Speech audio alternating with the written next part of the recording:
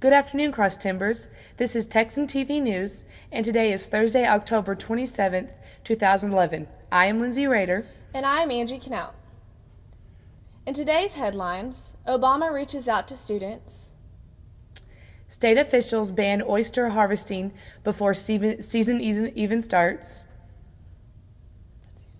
A tsunami in Japan brings debris to the United States. Changes are in store for the Tarleton Homecoming Parade.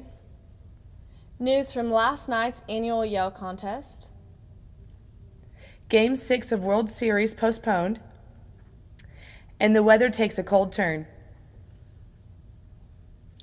In national news, according to the Associated Press, President Barack Obama is reaching out to the nation's youth. Speaking to an enthusiastic crowd of college students Wednesday at the University of Denver, the president said, "Young people, I need you guys involved. I need you active. I need you communicating to Congress. I need you to get the word out." "Tweet 'em," the president said. "They're all tweeting all over the place. You tweet 'em back."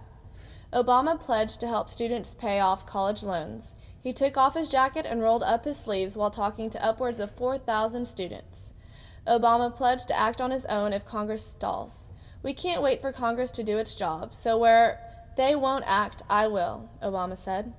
During his friendly speech, protesters started shouting, "Say no to the pipeline," in regards to the planned oil pipeline from Western Canada to the Texas Gulf Coast. Obama replied by saying no decisions have been made, and the protesters were then escorted out. Young people and first-time voters were key to Obama victory in 2008. In state news, the Associated Press reports that red algae found in chunks off the Texan coast, known as red tide, has forced state health officials to ban oyster harvesting before the season officially begins. The Department of State Health Services announced Wednesday that it was banning the harvest of oysters, clams, and mussels because the red tide algae bloom contains a toxin that can cause shellfish poisoning in humans. The algae is the worst in decades due to the massive drought because the algae thrives in warm water and nearly 3 million fish have already died. Officials say only rain and cooler weather will stem the tide of the deadly red tide. In national news, Associated Press also reports that up to 20 million tons of tsunami debris floating from Japan could arrive on Hawaii's shores by early 2013 before reaching the west coast. According to the University of Hawaii scientists, a Russian trading ship spotted the junk, which included refrigerators, televisions, and numerous other appliances floating in the Pacific. Researchers' predictions show that the debris will reach the coasts of Oregon, Washington, Alaska, and Canada around 2014. They estimate the debris field is spread out across an area that is roughly 2,000 miles long and 1,000 miles wide.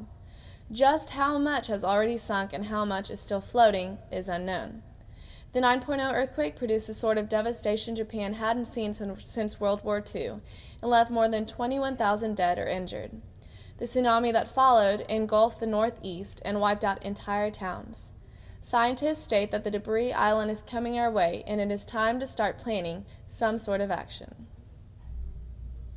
The annual homecoming parade is just around the corner, and this year's parade route is changing. The Empire Tribune says that the changes are due to road construction.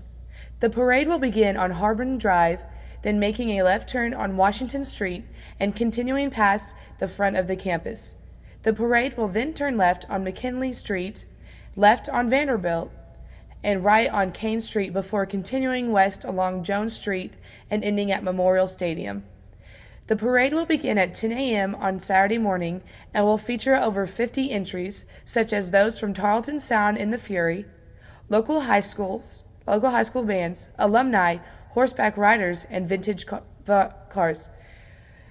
Certain streets, such as McKinley Street from Washington Street to West Tarleton Street, will be closed from Friday 5:30 p.m. until 9 p.m., and North McKinley from West Washington to West Tarleton Saturday from noon until midnight. It's officially the fourth day of every student's favorite week here on campus, Homecoming Week. Last night, Tarleton put on its annual Yell contest. Actually, it's a singing contest pitting one Greek organization against another, as each belts out original songs brimming with school spirit. The men of Tarleton State seem to dominate the contest overall. In the small group division, Lambda Chi Alpha took first place, and in the large division, Kappa Delta Rho won. Texan TV's Asia Branson interviewed Jimmy Quigg and Josh Harville right after Student Government Association President Clint Billingsley announced the winners.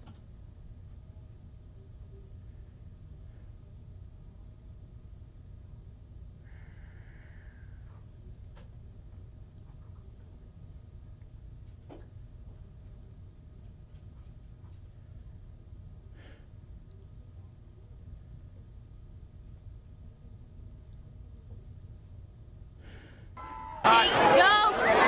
Here with Jimmy Quigg and Josh Harbaugh from Kappa Delta Rho. They just won the large division. So, how long have you guys been preparing for this? A long time. I guess it's like middle of summer. What position do you guys play? Homecoming chairs. Yeah, we're over the whole homecoming. What does this mean to you when you miss? Everything. It was a very personal win for me. I'm very excited about it.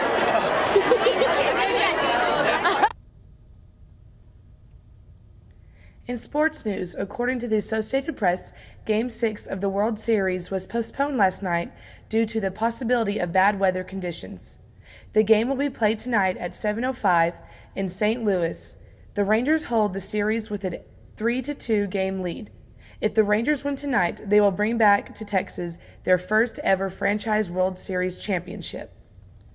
Today's weather will put you in the mood for fall. The high will be 51 degrees with winds from 15 to 25 miles per hour.